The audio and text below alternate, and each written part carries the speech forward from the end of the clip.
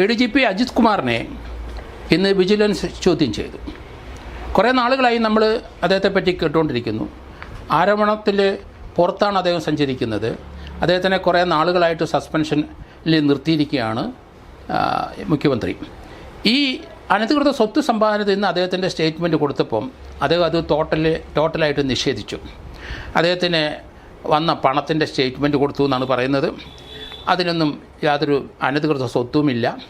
എന്തായാലും അദ്ദേഹത്തെപ്പറ്റി ആരോപണം ആദ്യം നമ്മൾ കേൾക്കുന്നത് PV അൻവർ MLA പ്രസ്താവന മുഖേനമാണ്. അതിൻ്റെ അത് വളരെ സീരിയസ് ആയ 2 ആരോപണമാണ് PV അൻവർ MLA ആദ്യമായി പത്രക്കാരെ അറിയിച്ചത്. കാരണം മാമിയുടെ തിരോധാനം, കോഴിക്കോട്ട് ഒരു സ്വർണ്ണ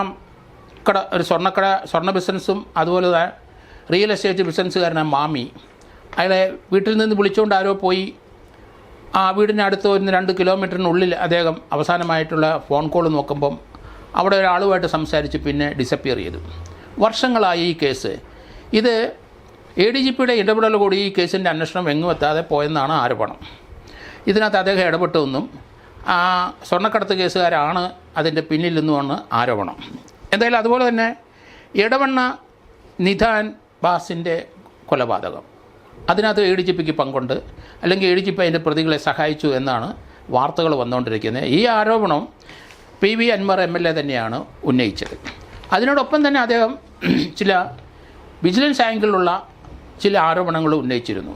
അത് ഏകദേശം സത്യമാണെന്ന് കാണുന്നു. ഇപ്പോൾ തിരുവനന്തപുരത്ത് മെഹയാൽ കൺസ്ട്രക്ഷൻ എന്ന ഒരു സ്ഥാപനം ചർച്ചുമായിട്ട് ബന്ധപ്പെട്ട ഒരാളുടെ ആ കൺസ്ട്രക്ഷനിലെ ഇദ്ദേഹം അവരുടെ സഹായിയായി നിന്നുവെന്നും കവടിയാർ കൊട്ടാരത്തിനോട് ചേർന്ന് അവിടെ 25ഓളം സെൻറ്റ് സ്ഥലം ഇദ്ദേഹം വിലയ്ക്ക് വാങ്ങിച്ചുവെന്നും കൊട്ടാരത്തിൻ്റെ അനുമതിയോടെയാണോ അതോ കൈമാറ്റം ചെയ്തു വന്ന വസ്തുവാണോ വാങ്ങിച്ചതെന്ന് നമുക്കറിയില്ല.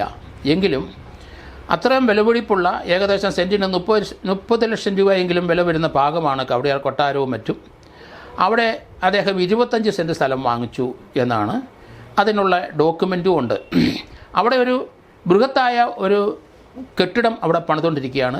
തിരുവനന്തപുരത്ത് ചർച്ചുമായിട്ട് ബന്ധപ്പെട്ട ഒരാൾ മെഹയാൽ കൺസ്ട്രക്ഷൻ എന്ന ഒരാളാണ് അതിൻ്റെ കൺസ്ട്രക്ഷൻ ചുമതല ഏറ്റിരിക്കുന്നത്. അയാൾക്ക് അനധികൃതമായി പല പണ ഇടപാടുകളും ഉണ്ട് എന്നാണ് ആരോപണം. അയാളുമായിട്ടാണ് ഇദ്ദേഹത്തിന് നല്ല അടുപ്പവും ബന്ധമെന്നും പറയുന്നു. ഏതായാലും തിരുവനന്തപുരത്ത് കവടിയാറിനടുത്ത് ഒരു ഫ്ലാറ്റ് വാങ്ങിച്ച് 35-ാം ദിവസം ഇരട്ടി വിലയ്ക്ക് വിറ്റ് ഒരു ആരോപണം വന്നിട്ടുണ്ട്. അതൊക്കെ ഡോക്യുമെൻ്റ് അനുസരിച്ച് ശരിയാണെന്ന് വന്നത്. അദ്ദേഹത്തിൻ്റെ വരുമാനം അനുസരിച്ചുള്ള സ്വത്തുക്കളാണോ ഇവിടെ വാങ്ങിച്ചു കൂട്ടിയത് അതോ അനധികൃതമായ സ്വത്തുക്കളാണോ വാങ്ങിച്ചു കൂട്ടിയെന്നാണ് വിജിലൻസ് ഇപ്പോൾ അന്വേഷിക്കുന്നത്. ഏതായാലും DGP ദർവേഷ് സാഹിബ് അദ്ദേഹത്തിനെതിരായിട്ട് ആരോപണം ഉന്നയിച്ചു. അദ്ദേഹത്തിനെതിരായിട്ട് കേസെടുക്കണമെന്ന് മുഖ്യമന്ത്രിയുടെ അടുത്ത് പറഞ്ഞു. അങ്ങനെ വിജിലൻസ് അദ്ദേഹത്തിനെതിരായിട്ട് കേസെടുക്കുകയും ചെയ്തു. അദ്ദേഹത്തെപ്പറ്റി നമുക്കറിയാം, ഗുരുവായൂർ അമ്പലത്തിൽ അവിടെ RSS മേധാവികളെ കണ്ടതിനെ പറ്റിയുള്ള ആരോപണങ്ങൾ നിലനിൽക്കുന്നുണ്ട്. ഇതുകൂടാതെ അദ്ദേഹത്തിനെ ഇപ്പം ലോ ആൻഡ് ഓർഡർ സ്ഥാനത്തു നിന്ന് മാറ്റി അവിടെ മനോജ് എബ്രാഹത്തിനെ ഇപ്പോൾ അവിടെ പ്രതിഷ്ഠിച്ചു.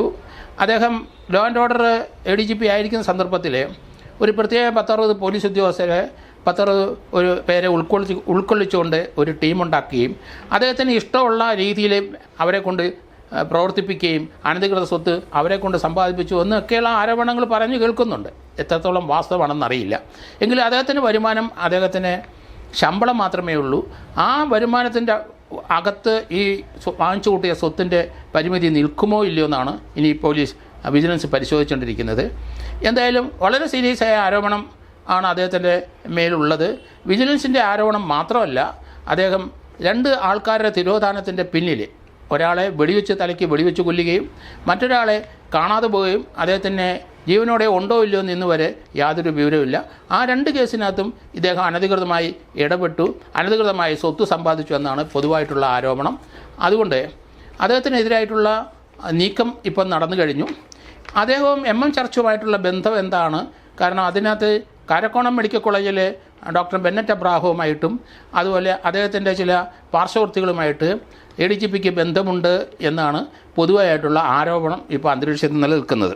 എന്തായാലും വിജിലൻസ് ഇദ്ദേഹത്തിനെതിരായിട്ടുള്ള ആരോപണത്തെ പറ്റി ഒരു റിപ്പോർട്ട് സമർപ്പിക്കും.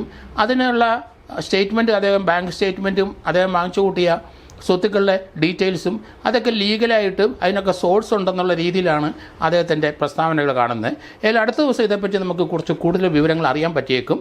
കാരണം ഇതൊക്കെ സബ്സ്റ്റാൻഷ്യേറ്റ് ചെയ്യാൻ സാധിക്കുമോ ഇല്ലയോ എന്ന് എനിക്കറിയില്ല. എങ്കിലും ഈ വിജിലൻസ് കേസ് എടുക്കണമെന്നുള്ള ആദ്യത്തെ നിർദ്ദേശം PV അൻവർ ഇത് പ്രഖ്യാപിച്ചപ്പം DGP തന്നെയാണ് തൻ്റെ കീഴിലുള്ള ADGPക്കെതിരായിട്ട് ഒരു വിജിലൻസ് അന്വേഷണം വേണമെന്ന് മുഖ്യമന്ത്രി അടുത്ത് ആവശ്യപ്പെട്ട് അതനുസരിച്ച് വിജിലൻസ് കേസെടുക്കുകയും അദ്ദേഹത്തിൻ്റെ എതിരായിട്ടുള്ള അന്വേഷണം നടക്കുകയും അദ്ദേഹം അനധികൃതമായ സ്വത്ത് സമ്പാദിച്ചു കൂട്ടി എന്നുള്ള കാര്യത്തിൽ അദ്ദേഹത്തിനെ സസ്പെൻഡ് ചെയ്യുകയും ചെയ്തതായിട്ടാണ് നമ്മൾ മനസ്സിലാക്കുന്നത്. ഏതായാലും വരും ദിവസങ്ങളിൽ കൂടുതൽ വിവരങ്ങൾ പുറത്തു വരുമ്പം അതേപ്പറ്റി പ്രതികരിക്കാം.